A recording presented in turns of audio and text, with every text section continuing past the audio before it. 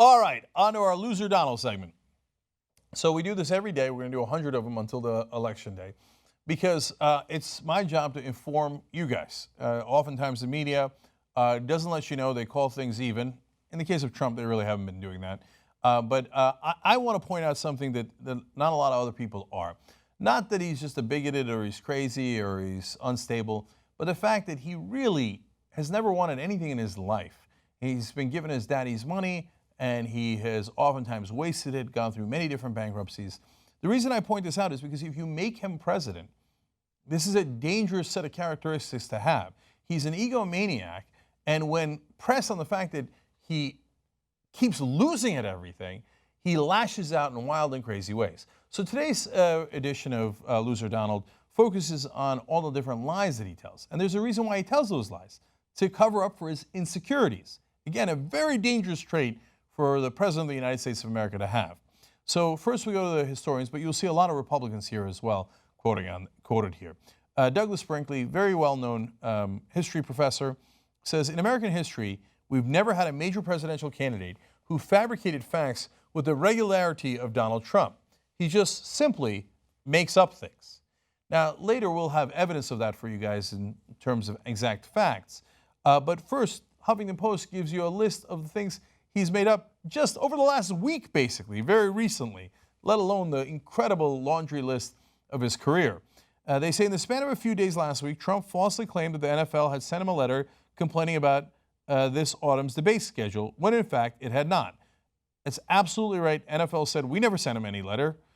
He claimed that the Koch brothers had tried to meet with him about offering their support, when in reality they had no interest in doing so. Also true, the Koch brothers said, yeah, we never asked to meet with him. So that's gigantic lie number two. And then, and most astonishingly, he claimed he had seen a video showing hundreds of millions of dollars being unloaded from a plane in Iran, fabricating embellishments about the video's provenance, even after his campaign conceded that no such video existed. Now that's my favorite one, because even his own campaign basically said, yeah, that's not true. You know you're a terrible liar if your own campaign has to say, yeah, nope, not true, not true. Okay, now we go to another professor, government and sociology professor, Cenk Uygur. He says, Trump lies constantly and shamelessly. I do think he is in new territory. Okay, now those are historians and professors. Let's go to Republicans now. A Republican official, unnamed, says, what can I say? We nominated a fabulist. There's no defending that. Fabulist. Not that he's fabulous, but that he makes up fables. Okay, now back to the historians.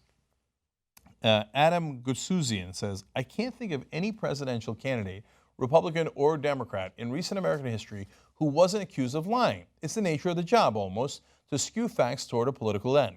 But Trump lies more frequently and on a larger scale. Most important, even when confronted with contrary evidence, he still insists that he is right. It is a special kind of delusion. Really, I can't agree with this historian more. I think he's got it exactly right. Because a lot of other historians and people in the press are reluctant to say the politicians lie. We are not. Yes, almost all the politicians lie. I show you those lies on a regular basis, day in, day out. But Trump is a special breed with such shamelessness. Just doesn't care, partly because there's another theory in here, that he does this so often and no one ever checks him. He's got yes men around him, that he might think that he basically lives in an alternate reality where he thinks he's right despite all other evidence, even in his own head. All right, now let's go to the evidence, because PolitiFact decided that they were going to actually test, as that's their job, the merits of his different claims. And you'll see Hillary Clinton also had a number of prevarications. So this is their analysis. Analysis by PolitiFact showed Trump scoring the worst among the major party candidates running for president this election, with 77% of his checked statements rated as false. So Clinton, in contrast, by the way, had 28% rated false. So 28% is not a good number either, but it's nowhere near 77%. Three-quarters of the statements that they try to verify turn out to be lies. That's astounding, astounding. He's winning with the lies. He's number one in lies. Number one. Okay. And now we go back to another Republican, California RNC member and fundraiser for Donald Trump. This guy's a fundraiser for Trump. Sean Steele says about Hillary Clinton, she's a far better liar. The quality of a lie from Hillary is on a much more sophisticated level. In other words, our candidate's a knucklehead. He can't even lie in a sophisticated way. He just blurts out something that's obviously not true, and then he gets caught at it. Idiot. But anyway, would you like to donate money to him? Okay. Now, we go to back to the Huffington Post, because I think that they really nailed it here. Trump's need to invent facts about his own success appears to be a trait associated with narcissistic personality disorder, according to mental health professionals who have studied his public remarks, with the possibility that the malady may be antisocial personality disorder, formerly known as sociopathy. That's the thing. He does it with no regards and a disconnect from reality that makes you think, this guy might be a sociopath. No, really. And I know the psychologists and psychiatrists out there will yell at us and say, you can't do that from without actually analyzing him and having him be your client. But look, it's not like we're going to have access to his mental health professionals. I'm sure he doesn't go to any anyway, otherwise he wouldn't be in the mess that he's in now.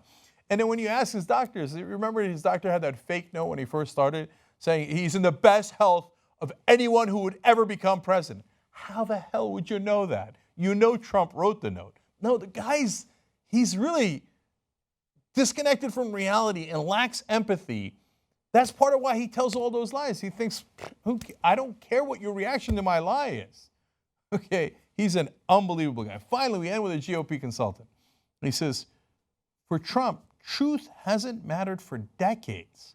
So when it does matter, it's too late to change bad habits. Because for all these years, as I've shown in other Loser Donald segments, and we will show going forward, every time Donald Trump goes to a lie, so, he's taking over a new route with the Trump planes that he's got, he says that the other companies running that same route have safety problems. It's not remotely true. And it's a dangerous thing to tell the American people that their planes are crashing. There were no planes crashing. There's no record of that. Who cares? I make it up.